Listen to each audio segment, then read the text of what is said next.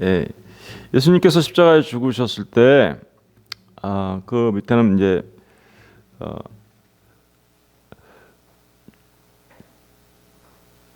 여러 가지 그 사건들이 있었죠, 그죠? 예, 첫 번째가 이제 휘장이 찢어졌다. 그래서 이제 성전이 예수님의 죽음을 증언하고 있었다.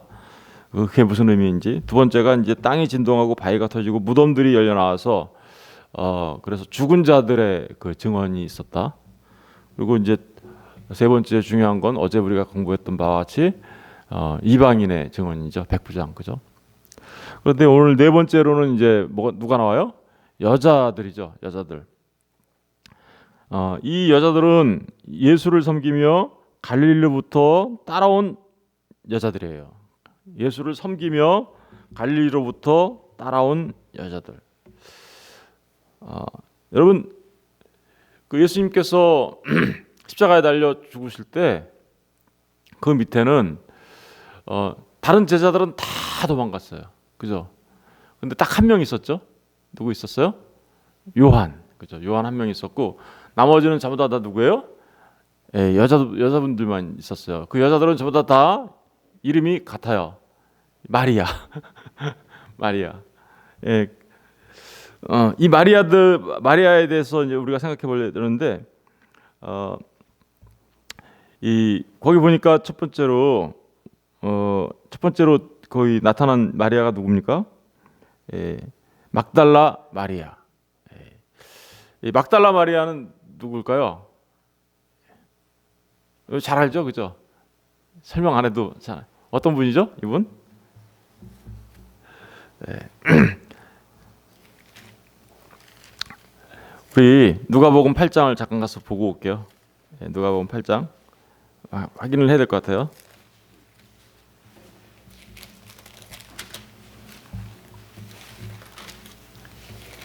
막달라 마리아 누가복음 8장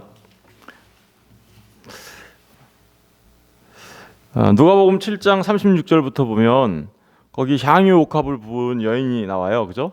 그런데 이 여인은 죄인이었어요. 그래서 39절에 보면 예수를 청한 바리새인이 그것을 보고 마음에 이르되 이 사람이 만일 선지자라면 자기를 만지는 이 여자가 누구며 어떠한 자 곧 죄인 줄 알았으리라. 그러니까 이 여인은 그 좀 부정한 여인으로서, 그죠? 예,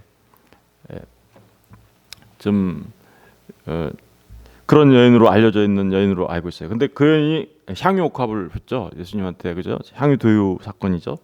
그 기사 다음에 나오는 게 누구냐면 8장 1절부터 보시면 그 후에 예수께서 각 성과 마을에 두루 다니시며 하나님의 나라를 선포하시며 그 복음을 전하실세 12 제자가 함께 하였고 또한 악귀를 쫓아내심과 병 고침을 받은 어떤 여자들 곧 7 귀신이 나간 자 막달라인이라 하는 마리아 나오죠.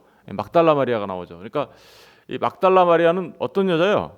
분명하게 우리가 알 수 있는 거는 7 귀신 들렸다가 귀신이 예수님에 의하여 쫓겨나간, 그죠? 그 여인이에요. 그러니까 7 귀신 들렸던 여인이에요.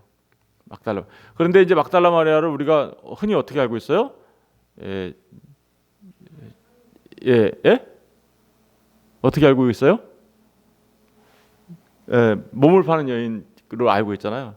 그래서 앞에 있는 그 기사와 연결해서 이제 우리가 그렇게 생각해서 그렇게 결론을 내리는데 뭐 다들 그렇게 대부분이 알고 있어요. 그런데 우리가 단정적으로 그렇게 얘기할 수는 없어요.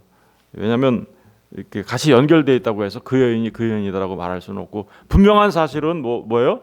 7 귀신 들렸다가 나간 여인. 예, 그 여인이 지금 십자가 밑에 딱 왔죠. 근데 그 여인의 특징이 뭐냐면 3절이에요. 8장 3절.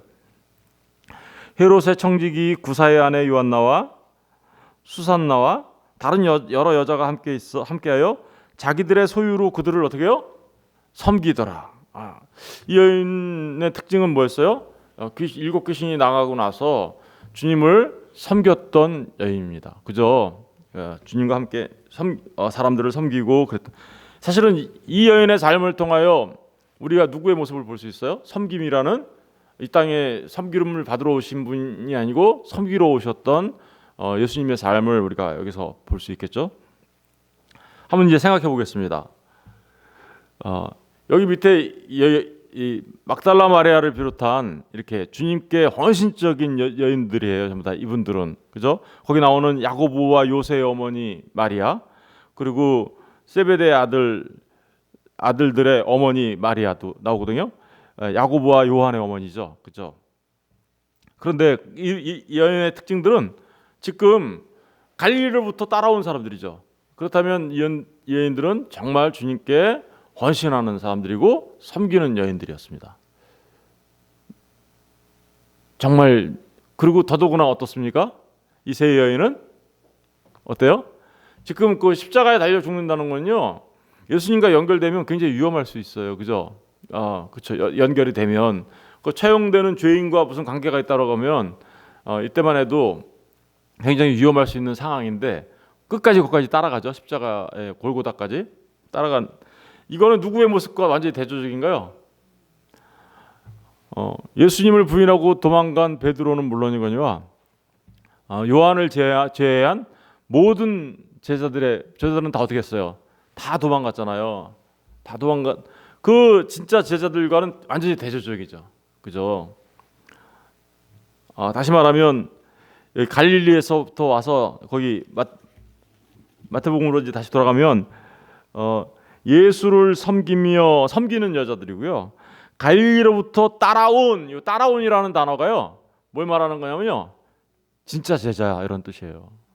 제자, 따르다. 여러분, 진짜 제자는요, 예수님을 끝까지 따른다라는 사실을 말해주고 있는 거예요.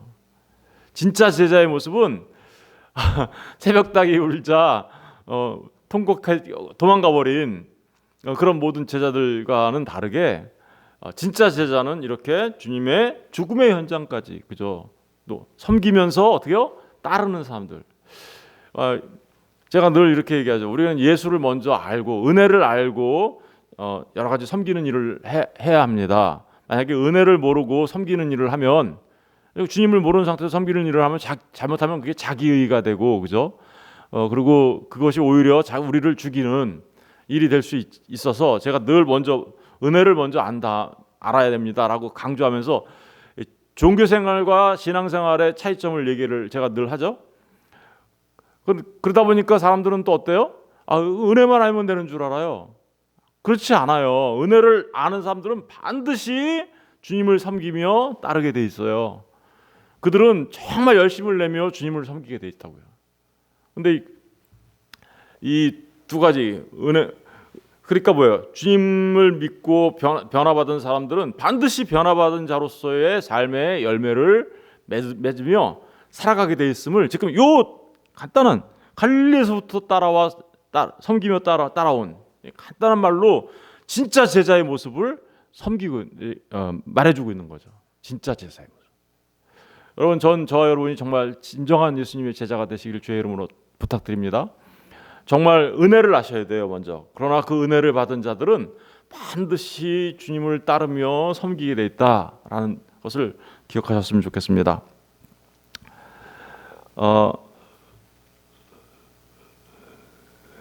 이 여인들은 정말 수치스럽게 도망친 그 제자들과는 대조적이에요. 이유는 뭐였을까요? 그러면 이렇게 이 여인들이 용기를 내고 그렇게 헌신적인 삶을 살아가고 주님을 그렇게 따른 진짜 이유는 뭐였을까요?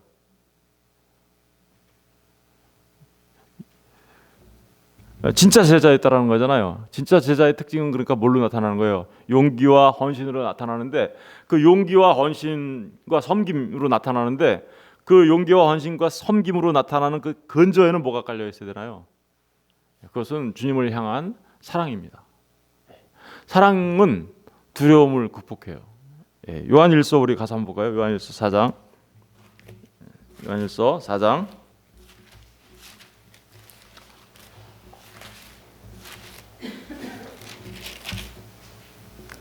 4장 18절 보세요. 4장 18절 전반부만 읽어볼게요. 시작. 사랑 안에 두려움이 없고 온전한 사랑이 두려움을 내쫓나니. 보시니까 어때요?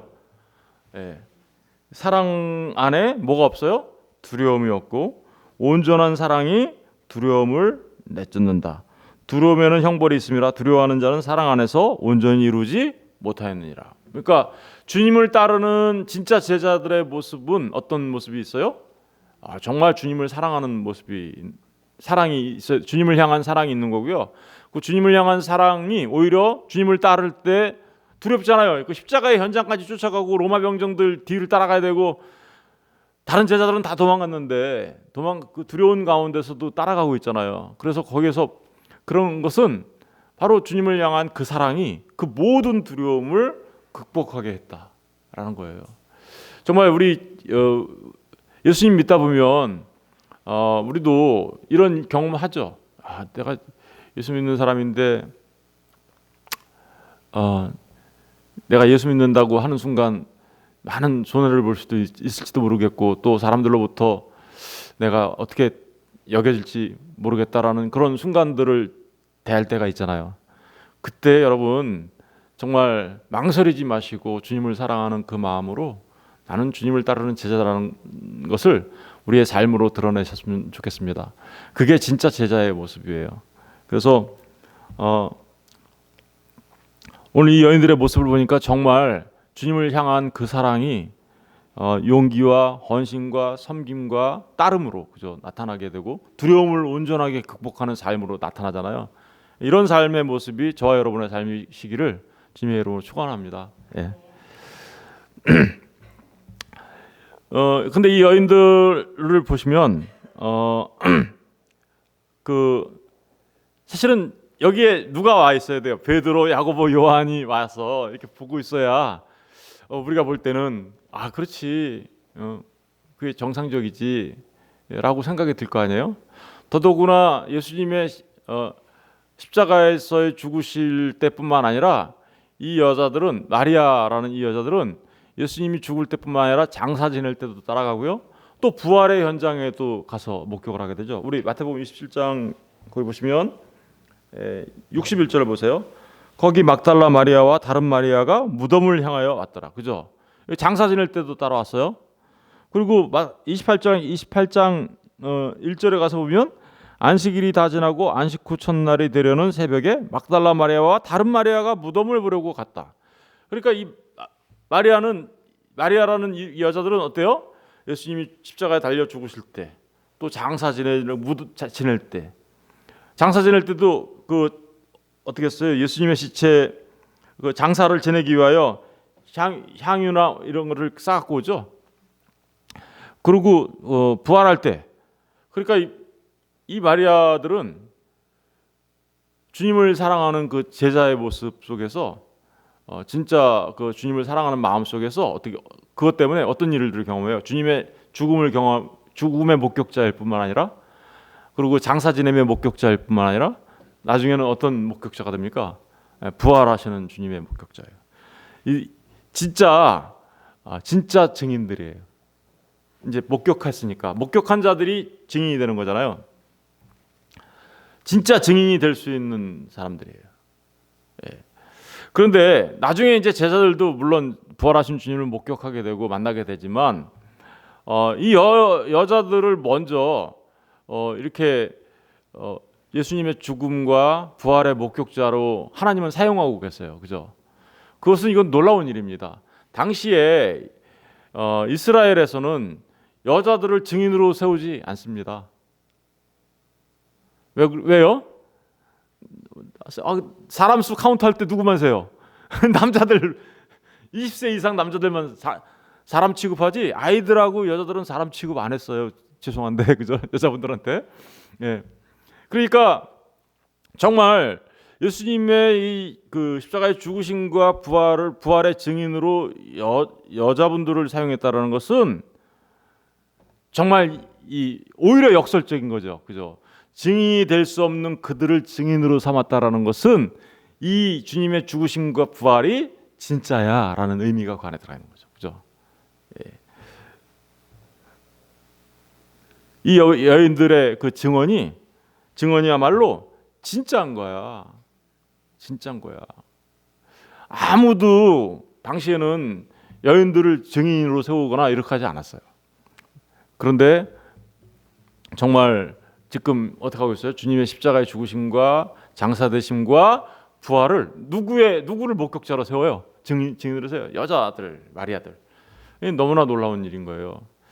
여러분, 하나님은요 이렇게 연약해 보이고 세상에서 이렇게 좀 인정받지 못했던 그런 자들을 들어서 하나님은 그들을 사용하십니다. 연약해 보여요. 우리 고린도전서 1장 가서 볼까요? 고린도전서 1장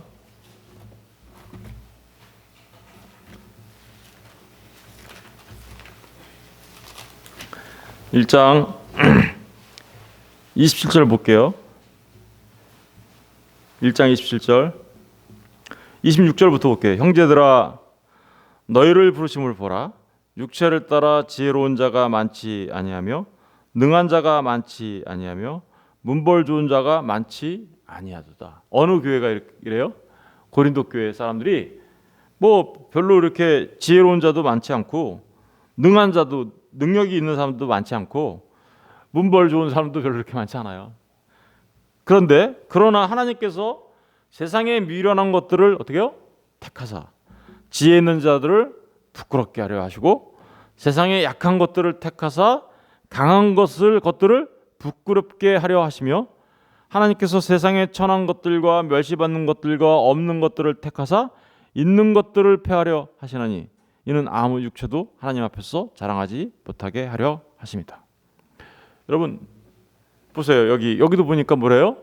정말 힘없고 좀 약하고 이런 사람들을 하나님은 오히려 그들을 높이 세워주시죠. 그런 일들을 통하여서 어때요?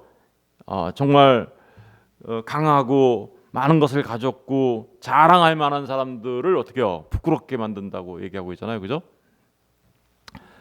그리고서 그런 얘기를 하시는 가장 중요한 이유가 우리의 구원에 관해서도 그렇게 얘기하죠. 우리의 구원에 관해서도 30절에 보니까 너희는 하나님으로부터 나서 그리스도 안에 예수 안에 있고 예수는 하나님으로부터 나와서 우리에게 지혜와 의로움과 거룩함과 구원함이 되셨으니 기록된 바 자랑하는 자는 주 안에서 자랑하라 함과 같게 하려 합니다. 그러니까 그리스도 예수 안에 있는 사람들은 다 누구의 은혜로만 된다라는 거예요. 지금 그리스도 예수의 은혜로만 이게 모든 것이 가능. 우리의 구원조차도 그죠? 사실 구원조차도라는 말 표현이 좀 이상하죠. 구원이 사실은 전부예요. 그런데 그 세상이 약하고 천하고 이런 자들을 세워서 강하고 많은 것들을 가진 자들을 부끄럽게 하시고 하는 이유는 뭐예요? 자랑할 수 없다. 그러니까 무슨 얘기예요? 이거는 오로지 주님의 은혜로만 되는 거야 라는 얘기를 하고 있는 거죠. 여인들을 목격자 증인으로 세웠다라는 것은 바로 오히려 역설적으로 그래서 어떻게 해요? 그들의 그 약함과 그리고 미련한 것과 자들을 세워서 오히려 강한 자들을 부끄럽게 만들고 지혜롭다라고 말하는 자들을 부끄럽게 만들고 하려고 하시는 하나님의 뜻이 그 안에 숨겨져 있는 거고요. 그 일을 통하여 오히려 더 역설적으로 이 증인들에 의한 증언이 진짜야라는 것을 말하고 있는 거죠. 저 같으면 예수님을 막 찬양하려면 어떻게 해야 돼요? 예수님의 좋은 것만 막 적겠죠. 우리 세종대왕을 막 찬양했던 사람들이 다 뭐 썼어요? 용비어 청가 썼잖아요, 그죠? 좋은 것만 막 쓰잖아요. 그 좋은 것만 막 쓴 게 오히려 어때요? 우리한테는 이게 좀 오히려 진짜 그럴까라는 의심을 불러올 수 있지만 주님에 대하여 이렇게 약한 자들을 사용하셔서 이렇게 증인으로 세우시는 것은 정말 정말 그렇구나라고 말해주는 오히려 역설적으로 이게 진정한 진리야, 진짜야라고 말해주고 있다라는 사실을 기억했으면 좋겠습니다. 세 번째로 이제 이 여자들이 나왔는데요.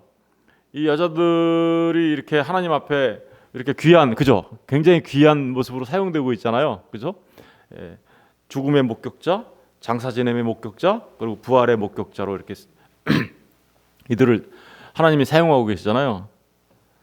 이런 얘기들은 그러니까 그리스도 예수 하나님 나라 안에는 남녀노소, 이방인과 유대인 그 어떠한 차별도 없어라는 뜻이에요.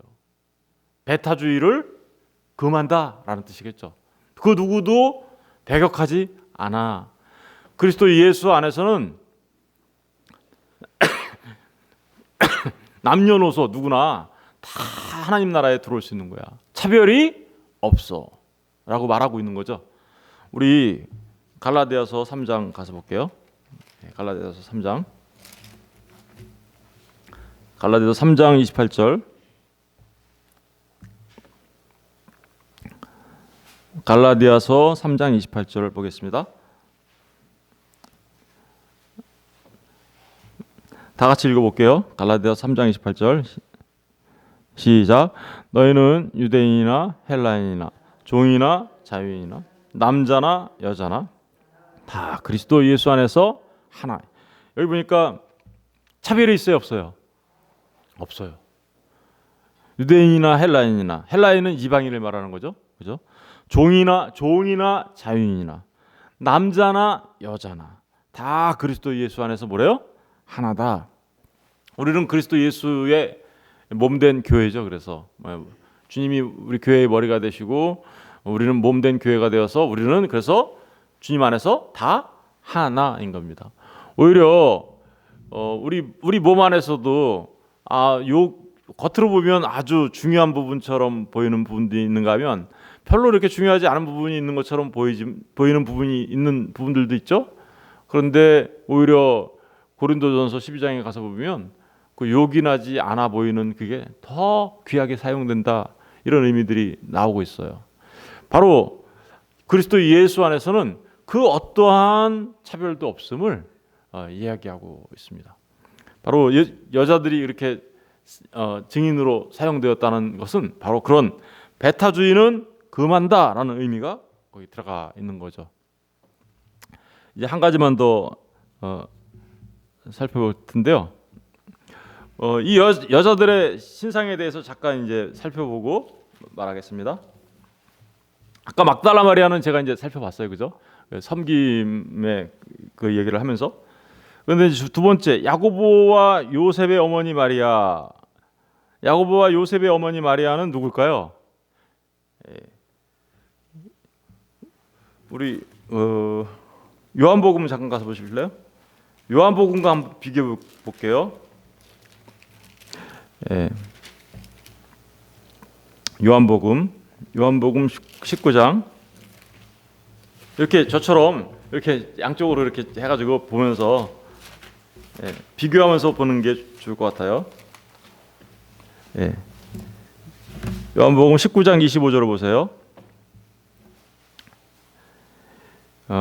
보니까 25절을 읽어보겠습니다. 시작.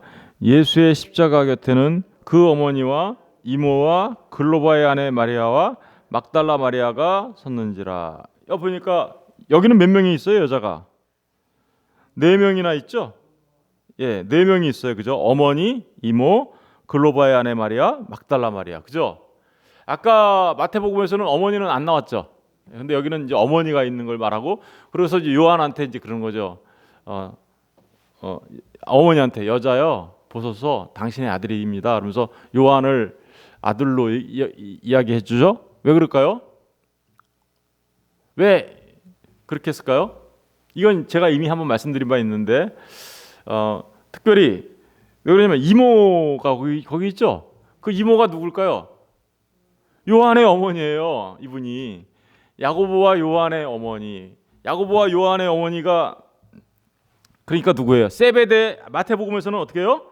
마태복음 27장 거기 아까 56절에 보면 세베대의 아들들의 어머니라고 표현되어 있죠.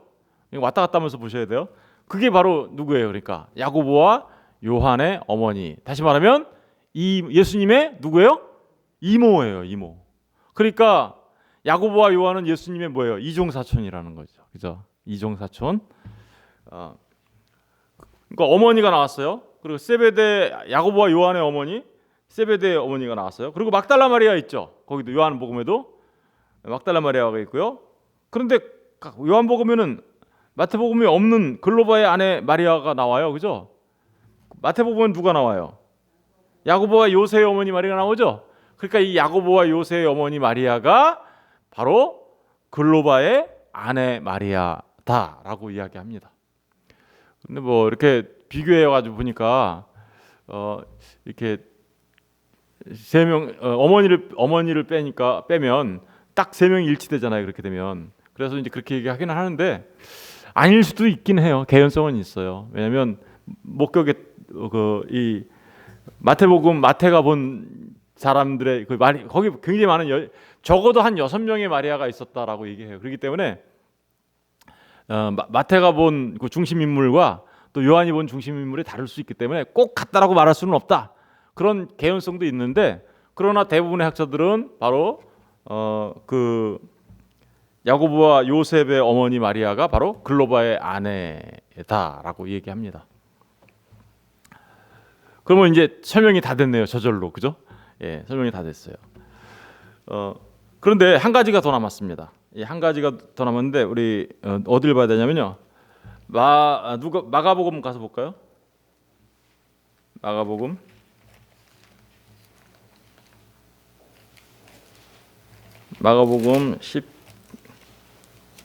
15장 40절. 마가복음 15장 40절을 보시면 멀리서 바라보는 여자들도 있었는데 그 중에 막달라 마리아와 그죠? 막달라 마리아는 확인했어요, 그죠? 작은 야고보와 요셉의 어머니 마리아. 이게 이제 아까 그 저기죠? 작은 야고보와 요셉의 그러니까 요셉과 야고보의 어머니 마리아 확인됐죠? 근데 누가 나와요 또? 살로메가 나오네요. 갑자기 또 살로메. 이 살로메가 그러면 누굴까요? 예, 이게 바로 이모죠. 이모면 누구죠? 야고보와 요한의 어머니. 그러니까 예수님의 이모 살로메. 이 살로메가 누구라고요? 이 살로메는 무슨 뜻이냐면요. 샬롬에서 나온 거예요. 그 구약의 아가서에 보면 솔로몬의 그 솔로몬이 사랑한 여인이 있었죠. 그게 술람미죠. 그 술람미, 살로메, 샬롬 다 같은 어원이에요. 그래서 그게 무슨 뜻이라고요? 샬롬, 평강, 안식 이런 의미들이 다 들어가 있잖아요. 예. 그래서 지금 살로메가 나와요. 자, 이제 그러면 이제 우리가 이 사람들의 이 마리아들에 대해서 우리가 다 이제 살펴봤는데요. 여러분, 예수님의 십자가의 주변에 왜 이렇게 마리아가 많을까요? 제가 이거 옛날에도 한번 말씀드린 적이 있는데, 예, 이 마리아라는 말은 지금 이 헬라 말이라고 할 수 있어요. 그런데 이거를 그 히브리 말로 바꾸면요, 마라입니다. 마라가 무슨 뜻이죠? 예, 쓴물 이런 뜻이죠. 왜 마라의 쓴물 사건 우리 기억나시죠? 물이 다 써가지고 마실 수가 없었는데 나뭇가지 하나를 꺾어서 던졌더니 어떻게 됐다고요? 예, 단물이 되었다라는 사건 우리가 기억합니다. 그죠? 바로 지금 그 이야기가 지금 재현되고 있는 거죠. 예. 마라의 쓴물도 우리 쓴물 인생들이었어요, 전부 다. 그죠? 다 마리아 같은 쓴물 인생들. 그런데 거기에 지금 나뭇가지 하나가 던져지고 있죠. 십자가가 세워지고 있잖아요. 그 마라의 쓴물 사건이 바로 나뭇가지가 십자가를 말하는 거예요. 십자가가 던져지니까 어떻게 돼요? 이 마라 쓴물들이 단물되는 거죠. 룻기에 가서 보면 베들레헴에 살던 그 나오미와 그 나오미의 남편 에비멜렉인가 헷갈리네요. 예, 그 어디로 가요? 모압 땅으로 가죠. 모압 땅으로 갔는데 나오미가 남편도 죽고 말론과 기련이죠. 그 두 아들들도 죽고 며느리 2명을 얻었는데 오르바는 그냥 떠났고 누가 따라와요? 룻이 따라오잖아요. 룻이 이제 나오미하고 같이 돌아와요. 돌아온 사람들이 뭐라 그래요? 나오미가 왔네 이랬어요. 그랬더니 나오미는 무슨 뜻이냐면 기쁨이란 뜻이에요. 기쁨. 근데 나오미가 왔네 이러니까 동네 사람들이 그렇게 하니까 나오미가 뭐라 그래요? 나를 나오미라고 부르지 마. 나는 마라야 이렇게 얘기하죠. 쓴물. 그런데 하나님의 품으로 베들레헴으로 돌아온 그들에게 어떤 사건이 일어납니까? 누구를 만나요? 보아스를 만나죠. 보아스가 뭐 하는 사람이에요? 기업 물을 자. 그죠? 기업 물을 자인 보아스를 만나게 되니까, 그래서 보아스를 만나게 돼서 룻이 보아스의 아내가 되게 되고, 그래서 보아스를 통하여 오벳을 낳게 되죠. 오벳은 누구냐면 오벳, 이세, 다윗. 그러니까 다윗의 뭐죠? 네, 할아버지가 되는 거죠. 다윗의 증조 할아버지인데 지금 이제 한 사람이 빠진 것 같은데 중간에? 예? 보아스가 있구나. 맞아. 예, 보아스. 그러니까 증조 할아버지죠. 제가 그냥 증조 할아버지를 이렇게 알고 있었기 때문에 옛날에 공부한 거. 예. 근데 그렇게 돼서 기업 물을 자인 보아스를 만났으니까 어떤 일이 벌어졌어요? 기업 물을 자를 만났더니 나오미가 됐죠. 다시 나오미가 마라가 됐다가 나오미가 된 것처럼 지금 여기에서도요, 기업 물을 자이신 예수 그리스도를 마리아들이 만나는 거죠. 쓴물들이, 마라가 기업 물을 자를. 기업 물을 자라는 건 무슨 뜻이에요? 기업 물을 자라는 것은 이스라엘의 고엘 제도인데, 땅을 누가 이렇게 빚을 져가지고 땅을 누구한테 팔았어요. 근데 그걸 원래 신년이 되면 돌아와야 되는데, 신년이 되면 돌아오지만 다시 사올 수 있는 권한을 갖고 있는 사람들이 있어요. 그 사람들은 누구냐면 일가 친척 또는 가까운 형제들이 이렇게 사올 수 있거든요. 그래서 사서 돌려줄 수 있는 거예요. 그러니까 모든 것을 다 어떻게 해요? 회복시키는 거죠. 회복시키는 그 역할을 하는 게 기업 물을 자예요. 그러니까 쓴물되었던 나오미나 지금 여기 있는 마리아나 이런 사람들이 전부 다 누구를 만나고 있어요? 기업 물을 자이신, 십자가에 달려 죽으신 예수님이 바로 우리를 온전하게 회복시키시는 그 나뭇가지이시며 온전하게 우리를 구원하시는 분이라는 것을 이렇게 증인들을 전부 다 마리아로 세워서 그런 의미를 우리에게 또 던져주고 있는 거죠. 저와 여러분이 우리 인생 가운데 쓴물 인생 아닌 사람이 어디 있습니까? 그죠? 다 쓴물 인생이에요. 그런데 우리로 하여금 그 기업 물을 자 되신 주님을 만나게 하시고, 그리고 그 나뭇가지 되어 주신 쓴물을 단물 되게 하시는 주님을 통하여서 우리의 인생이 회복되고, 그래서 정말 영원히 버림받을 수밖에 없었던 에덴에서부터 추방되고, 그죠? 에덴에서 추방되어 영원히 버림받을 수밖에 없었던 우리들을 다시 온전하게 회복시켜서 하나님 나라의 백성을 삼아 주시는 그분이 바로 우리 주 예수 그리스도임을 말하고 있는 겁니다. 제가 참 진짜 많이 길어졌는데요. 이게 끊어서 할 수가 없어가지고. 예. 어찌되었든 저와 여러분의 인생이 저와 여러분 모두가 마라와 같은 인생이었지만 이제 예수 그리스도를 만나 정말 나오미가 되시고 기쁨이 되시고, 그래서 모든 것이 회복되는 가운데 하나님께 감사하며 살아가시는 분들 되셨으면 좋겠습니다. 예, 기도하겠습니다.